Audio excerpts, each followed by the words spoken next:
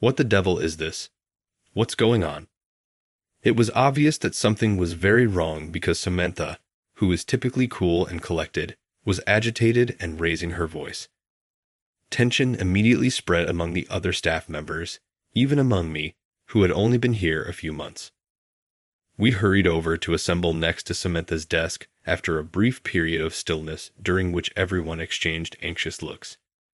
She appeared to be trembling a little as she stared at the computer screen, her mouth moving silently. I never thought our bank would experience such a situation. I reasoned that since I'm concealing my actual history here, I shouldn't be involved. Nevertheless, I couldn't watch helplessly as my coworkers, with whom I had been through many highs and lows over the past few months, faced difficulties. Tate is my name. I work for the bank's risk management department in the credit risk management division, and I'm 39 years old. This is a regional bank branch. I don't work for a huge bank. I don't have a girlfriend, and I'm single. I had considered getting married at one point, but at this age, I don't think it's really essential anymore. I'm happy to concentrate only on my work and am not actively looking for a spouse. Now, most people think of a person behind a counter when they think of a banker. Although it's not my job, that's not incorrect. I suppose you could say that I'm more of a background supporting, behind-the-scenes kind of person. Banks handle money, thus we need to be very careful. It goes without saying that controlling finances is important, but so is managing consumer data. It is absolutely unacceptable for any personal information to be leaked. In the risk management department, it is our responsibility to concentrate on these types of risk prevention strategies. A bank's loans in particular carry credit risk, which, if improperly handled, could jeopardize the bank's continued existence. It necessitates exact control and advanced skill because of this. As I previously stated, I work at this bank as an ordinary employee without a title, but it isn't because I've been aimlessly wandering around till I was 39. I held the steady position of section chief at my prior employer. They even offered me a managerial position when I arrived at this bank, but I declined. I had never had a position in a bank before, and I was aware that the financial establishment would not be pleased with someone like me hired for my abilities. What do you think would have happened if I had also taken a managerial position? Conflicts annoy me, and I detest witnessing arguments. I decided to start off as a regular employee in a position that wouldn't cause any trouble because I just want to live a calm life. I couldn't handle the constant competition for promotions and the small-scale power conflicts, even at my former employer. And I was the one who had to put up with the late-night overtime and business travels since I was a single man working with married coworkers. Leaving the staff to quarrel-like way annoyed me, but I don't intend to be critical of those who have families. That's actually the job of the supervisor.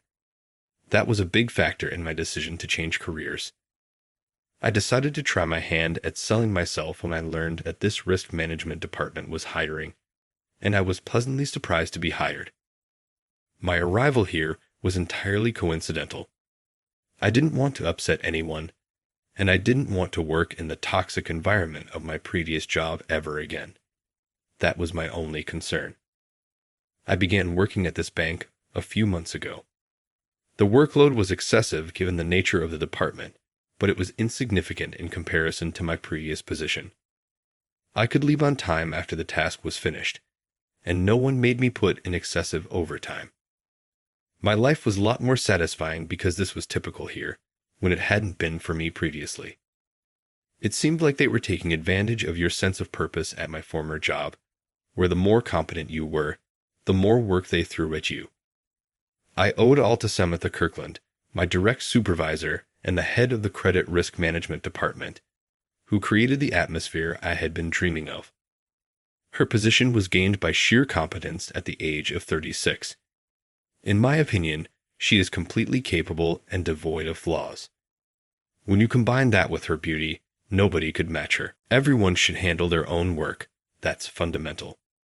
Samantha loved that phrase the most. If you can't handle your own tasks, what are you even doing? Was her way of putting it. Naturally, there were many that disagreed with Samantha, but I don't mind that viewpoint. Mason, a coworker who was 12 years my junior, was one of them. When he was 27, he frequently griped about Samantha during our downtime. Samantha lacks a sense of teamwork, much like the Iron Lady. As the team leader, it is her responsibility to supervise the workload, identify each team member's strengths, and assign assignments accordingly.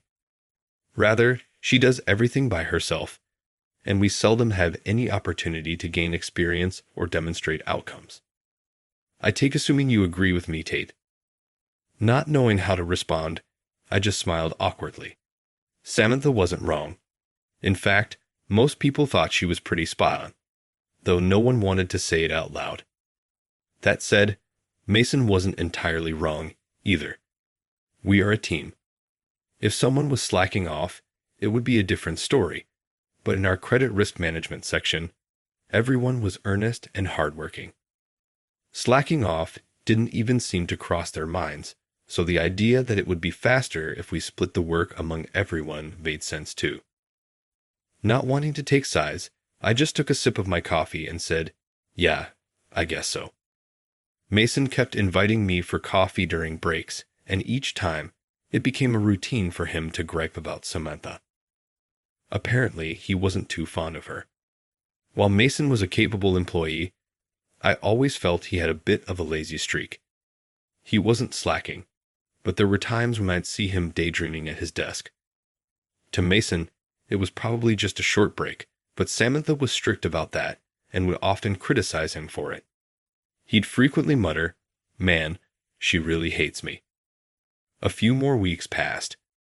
Recently, there had been an increase in loan requests, which meant our credit risk management section was swamped.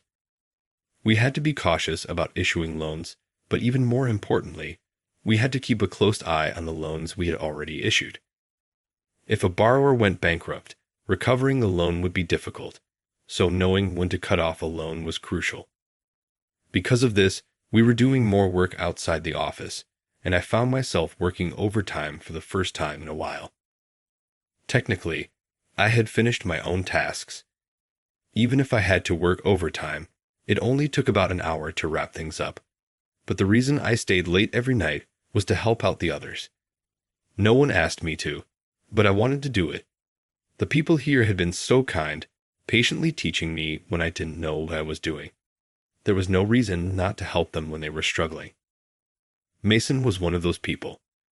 Whenever I helped him out, he'd say, "Tate, you're a lifesaver. I'm so sorry for causing you trouble these past few days. Thanks for your help. It didn't feel bad to be appreciated." I mentioned earlier that Samantha was strict with Mason because he took more breaks than others. But I knew something. After Mason took his short efficiency breaks, he worked harder and faster than anyone else. Even though I'd only been here a few months, I could tell that Mason was dedicated to his work. And despite being a lonely, almost 40-year-old single guy, he was always kind to me. That went for the rest of the team too. Naturally, I wanted to help out and work together, but there was always someone to spoil that atmosphere. Of course, it was Samantha. "Mason, isn't that your job? I've seen you sneaking in those little breaks. If you've got time to take all those short rests, you should be working. If you were more efficient, Tate wouldn't have to help you with tasks he's already finished." Mason's face tightened, and he looked like he was about to argue. I quickly stepped in to mediate. "Samantha, it's not like that. I'm doing this because I want to.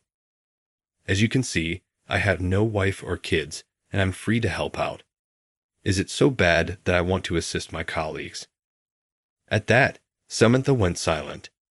She looked like she wanted to say something more, but eventually just nodded and returned to her desk, saying it was fine as long as I didn't mind. I let out a sigh of relief, but as expected, Mason couldn't keep quiet. "What's her problem? Seriously, it's not like I'm slacking off.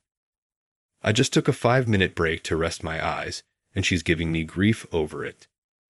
Come on, calm down. She doesn't mean any harm. Samantha's just trying to make sure everyone can leave on time. She's willing to play the bad guy to make that happen." As I tried to calm Mason down, he fell silent, clearly understanding what Samantha was thinking in his own way. It was almost 6:00 p.m., so I hurried to finish my work. Just as I took some of Mason's tasks to move them to my desk, something unusual happened. Samantha raised her voice. What is this? What's happening?" The fact that the usually calm and composed Samantha was flustered and shouting made it clear that something was seriously wrong.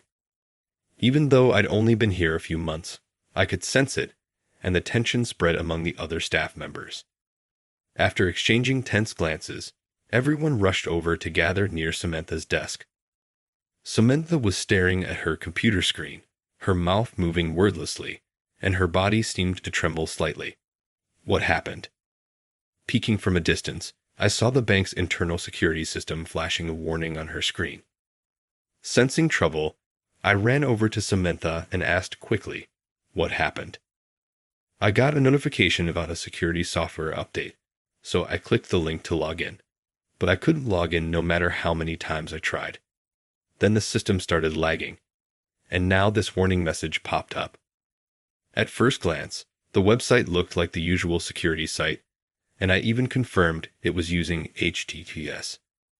But something about the logo at the bottom felt off. Before I could say more, the screen suddenly went black. From behind me, I heard worried murmurs from the others who had been watching. "This is bad. It might be malware. Unauthorized access." With that, everyone's eyes turned to me, and for good reason. For us, a data breach involving customer information was unthinkable. People have probably seen companies apologizing in press conferences after hackers leaked personal information following unauthorized access. That's likely what everyone was imagining. For a bank, trust is everything. And right now, that trust was under threat.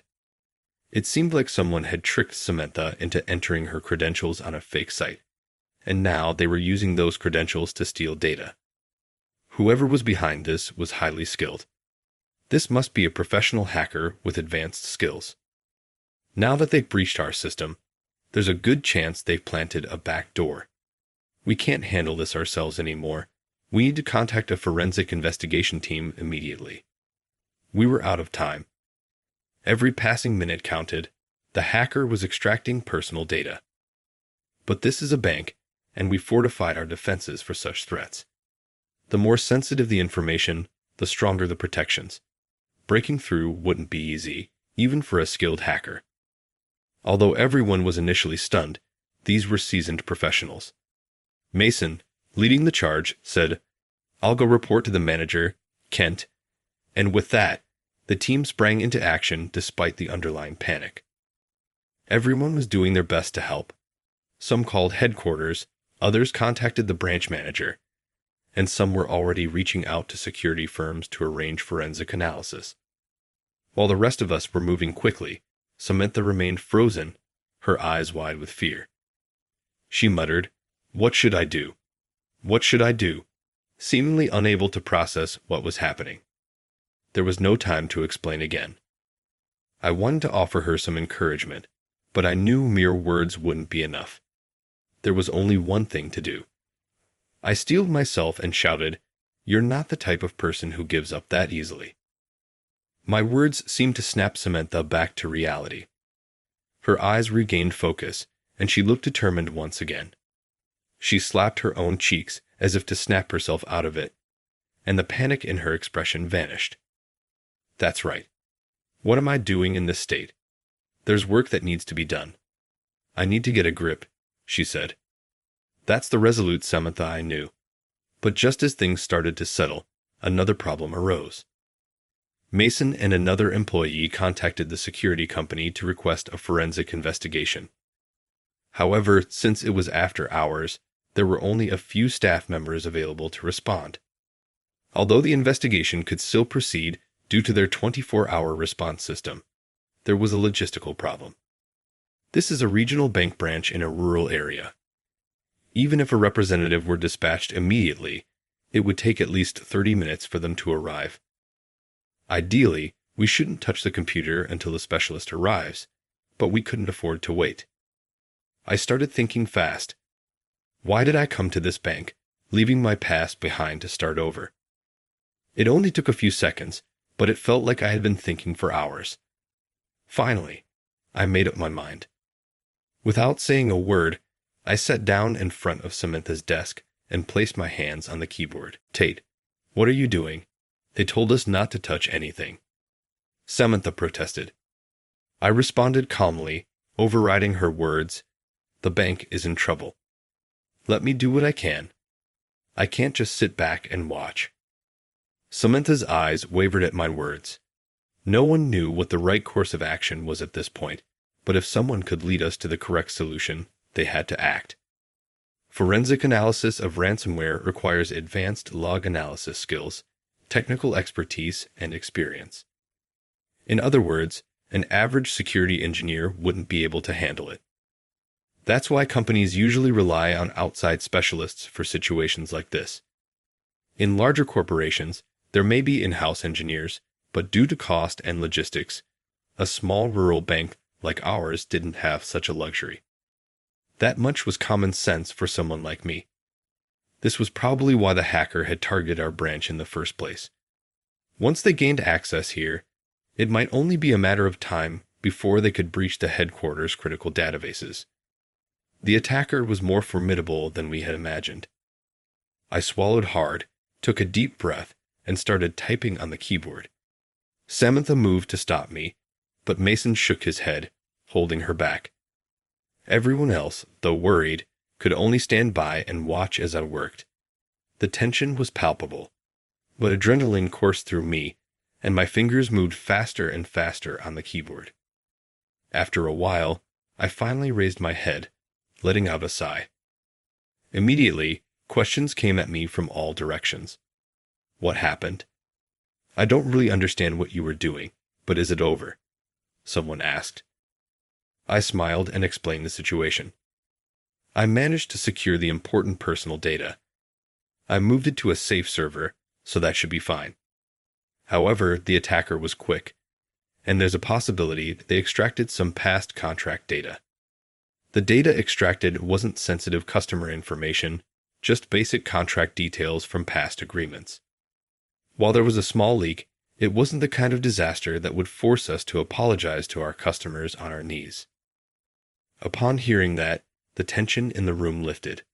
Some collapsed into their chairs, while others let out shouts of joy. But Samantha remained solemn, staring at me intently. Not long after, the representative from the security company arrived. I explained the situation and asked them to double-check everything.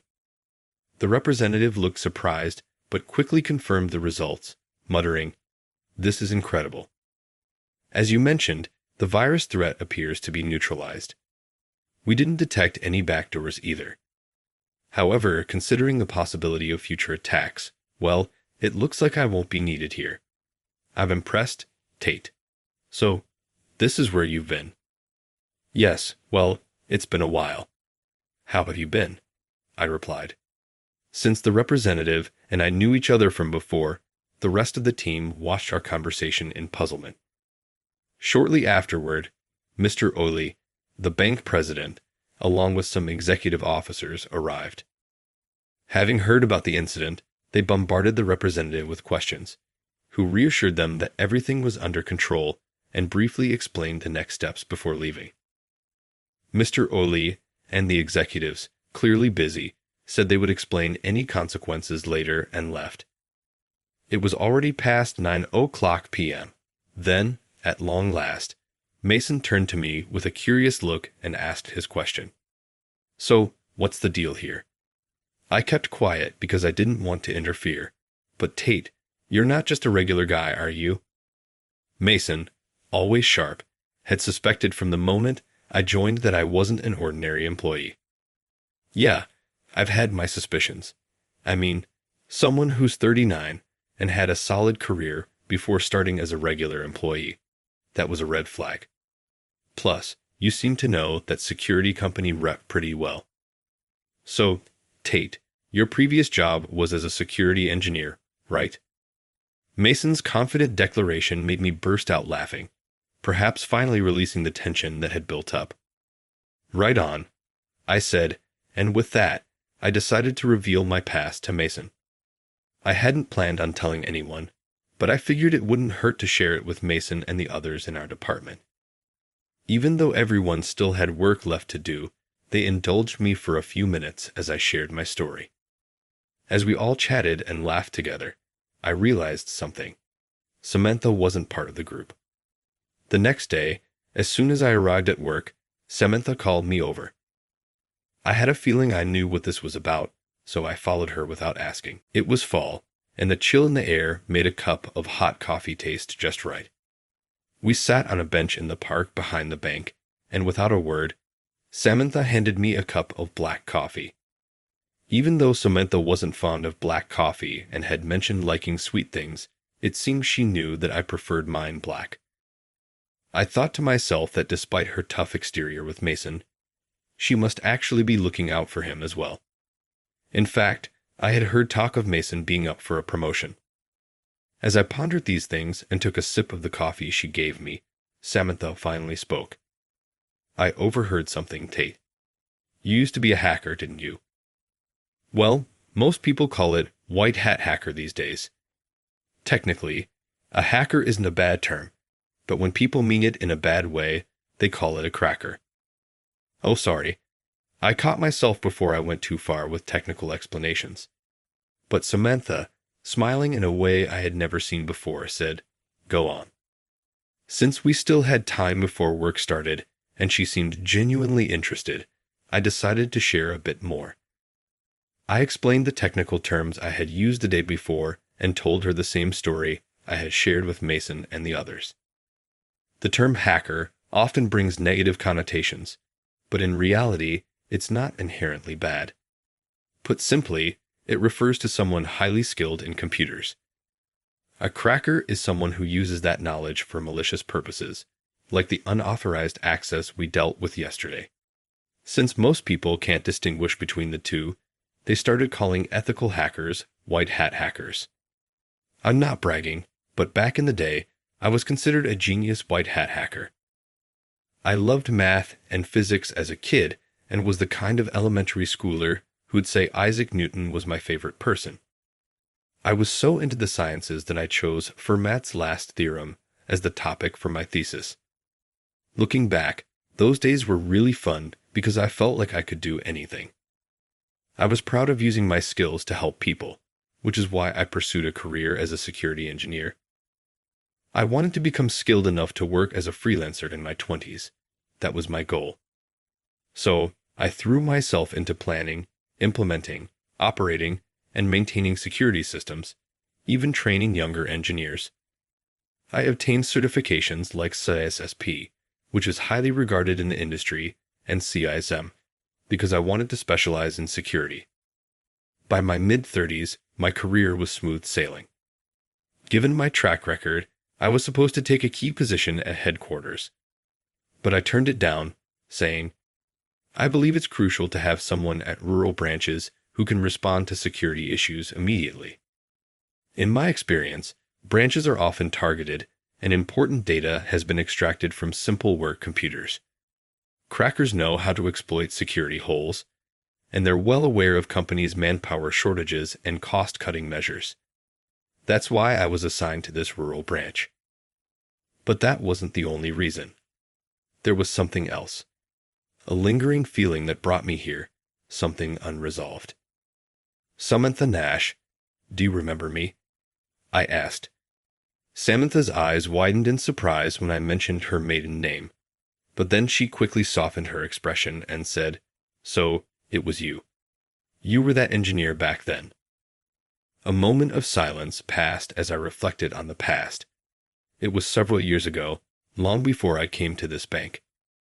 At the time, I had been working for a different company when we received a request from a business run by a man named Mr. Nash. He wanted to discuss improving his company's security, and I was assigned to handle the project.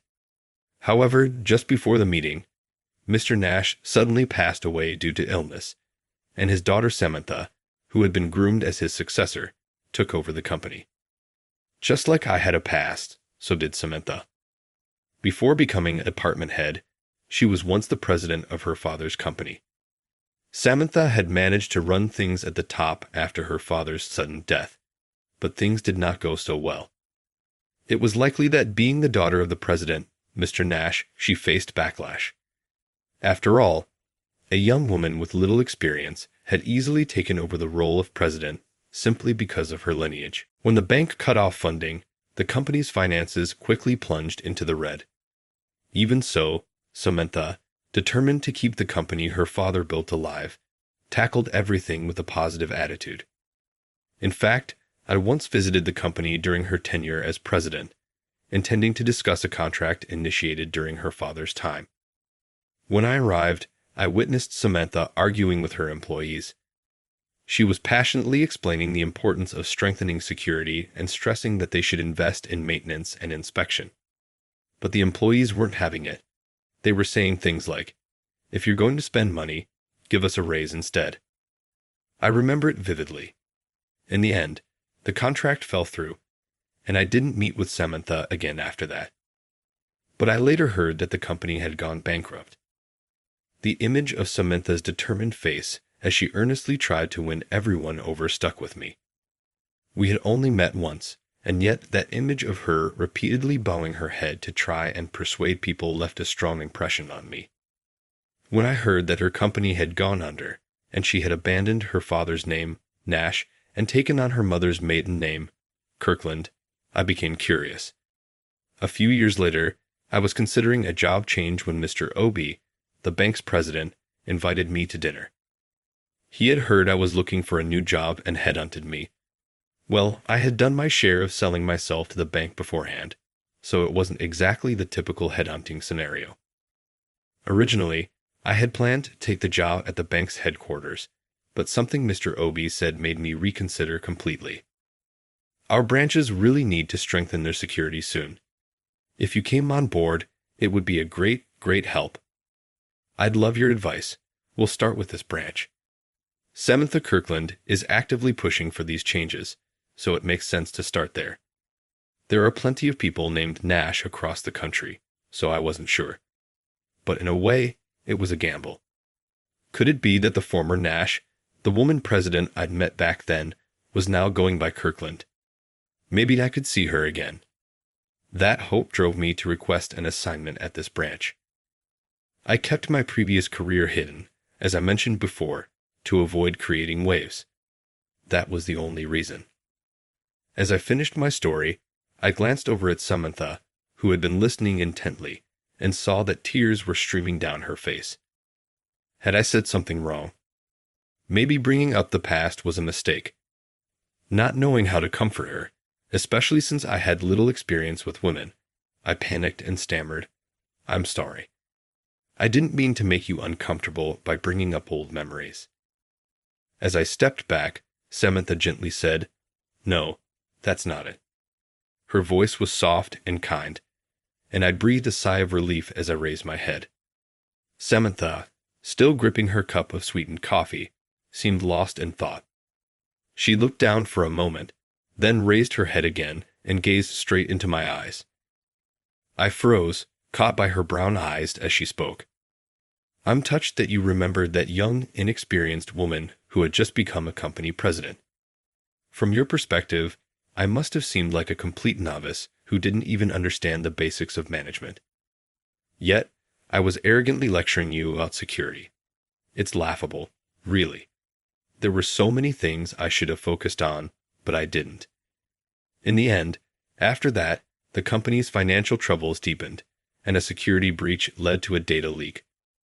I had to take responsibility, and I closed the company." I held my breath, surprised by this revelation. Suddenly, everything made sense. Samantha's breakdown the day before, her panic. She must have been reliving the trauma from that time. Even a small company can be brought to its knees by a data leak, sometimes leaving behind massive debts. It seems Samantha had distanced herself from her father's name, Nash, because of those debts. Apparently, her father, in a desperate attempt to hide the company's financial troubles, had borrowed money from some shady sources to escape the debt collectors. Samantha had started using her mother's maiden name, Kirkland. Then, Samantha revealed something unexpected. I actually remembered you too. I didn't recognize you at first because you've lost weight and cut your hair short. But back then, when my family was being pointed at and people whispered about our company's impending bankruptcy, not a single person stood by us. Not even when the debt collectors were chasing us. But you showed up for that meeting with me. It made me a little happy, you know. She went on to tell me how she became the head of this department. It turned out that the branch manager here was her relative. Concerned for her well-being, he took her in because he valued her diligence. But Samantha, not wanting to be seen as relying on connections, had put on a tough front, playing the role of the Iron Lady and being strict with everyone, including herself. She had hidden her true self all because she wanted to be recognized for her own abilities. Because I was the branch manager's relative, no one would say anything to my face. But yesterday, Tate, you called me out without caring about that. It really woke me up in more ways than one. Thank you. As I looked at Samantha, her cheeks flushed. I felt as though my heart had been grabbed. It seemed that despite only meeting once before, we had been drawn to each other all along, like opposite poles of a magnet.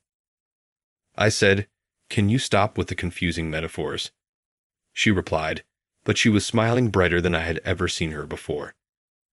The usual look of pressure and responsibility had completely melted away, revealing the true Samantha underneath.